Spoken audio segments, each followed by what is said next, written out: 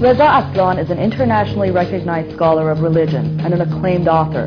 He was born in Tehran, Iran, but has lived in the United States all his life and has degrees in religions from Santa Clara University, Harvard University, and the University of California, Santa Barbara, as well as a Master of Fine Arts from the University of Iowa. I caught up with Aslan as he was wrapping up a book tour in New York City promoting his latest book. Aslan's first book, No God But God, The Origins, Evolution, and Future of Islam, was shortlisted for the Guardian First Book Award in the UK and nominated for a PEN USA Award for Research Nonfiction. I began our discussion by asking him about his motivation for writing the best-selling book.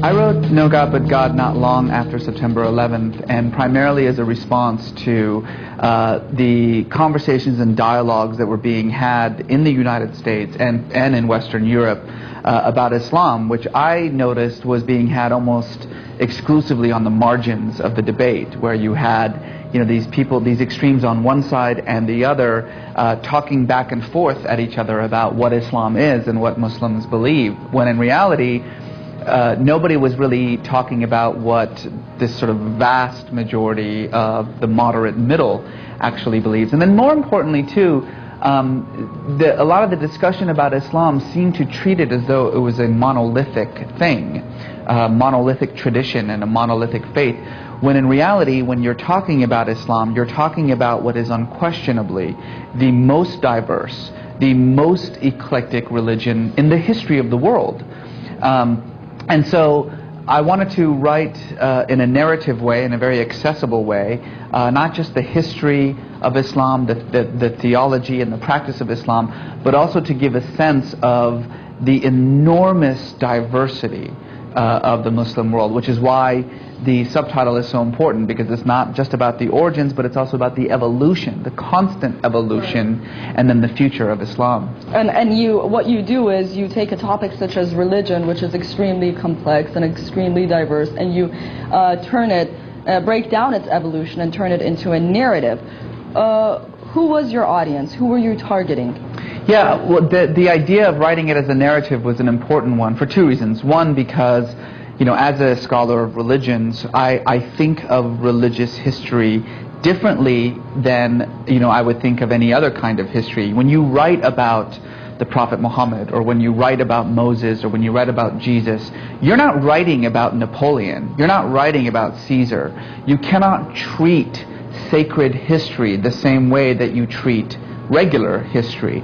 You have to treat it like a story. And so it was important for me to write about the origins and the evolution of Islam as though I were writing a story, because that's how I think of religious history to begin with. But obviously, I also had in mind that I wanted an audience to read this book that would normally not read a book about Islam, that would normally not be interested in religion or in Middle East history, but would find a book like this appealing because it sort of told this narrative in a story form that was engaging and that an audience could really absorb, and thankfully I think that's happened. Right. It became the New York Times bestseller. Do you think that Westerners felt more connected perhaps to this kind of narrative and this kind of storytelling? I think so, and I also think it's important too, because I feel as though for most of the West, and particularly in the United States, Islam is seen as this foreign and exotic religion, sort of a religion of the other. And it was very important to me to sort of indicate how Islam is very much a part of the so-called Judeo-Christian Vedic tradition with which most Americans are already familiar. And to make Islam familiar is, I think, what most people got out of this book. When I asked Aslan whether he was looking to create a religious reform, he said that this reformation has been underway for centuries, but that we were living in the twilight of reformation. What I was trying to do was to demonstrate that that reform has been underway already for a century. You know, yes, I like to think of myself as being part of that reformation. I like to think of myself as having something to do with it and like playing a role in this sort of emerging story of Islam. But by no means was I sort of introducing this reform or launching it. Quite the contrary. What I wanted to emphasize to people, especially those who have been talking about, you know, when will Islam have, you know, a reformation, is to say, wake up, look around you. It's been happening for a century. In fact, some of the, you know, violence and conflicts and strife that you see in the world is a direct result of this reformation process that's been going on for 100 years. How? Well, this is the thing about this term reformation, is that it has sort of, for a lot of people, there's a value judgment to it, that it's seen as though it's a positive or a negative thing. But reformation is none of those things. The reformation just simply means this sort of individualization of religious faith.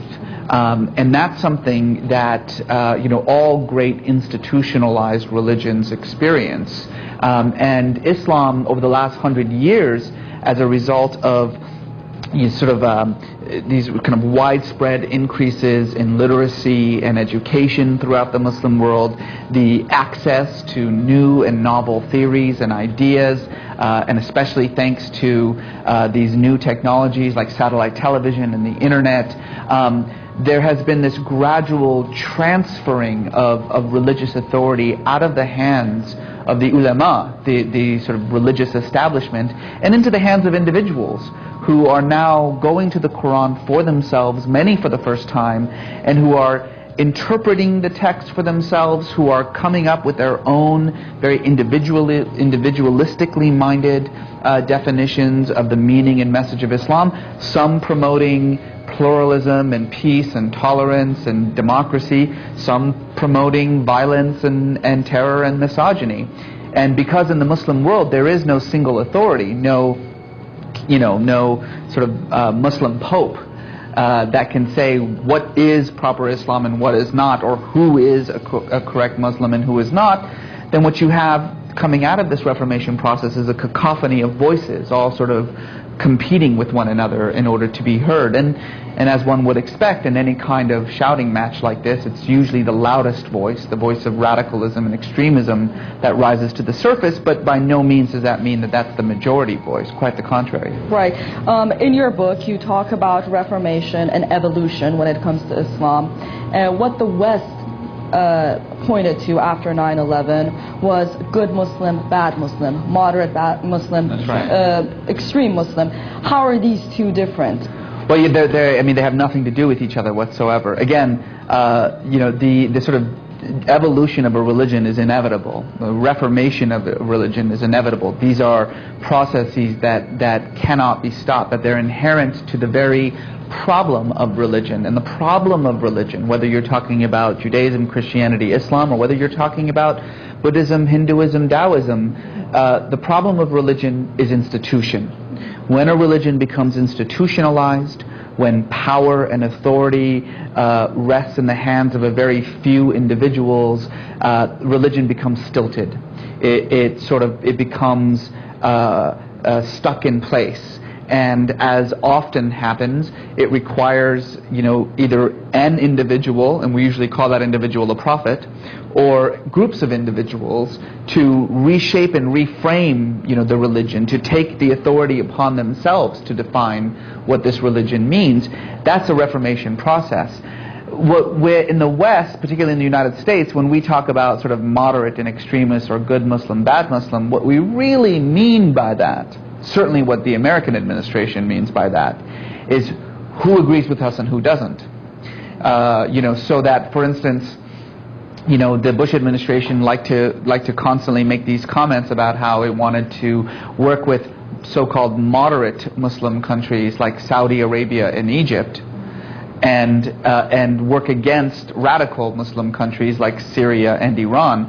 Well, for most, you know, rational-minded people, that's idiotic. So really what we're saying is who agrees with American foreign policy and who doesn't. If you agree with us, you're a moderate. If you disagree with us, you're a radical. These are useless terms.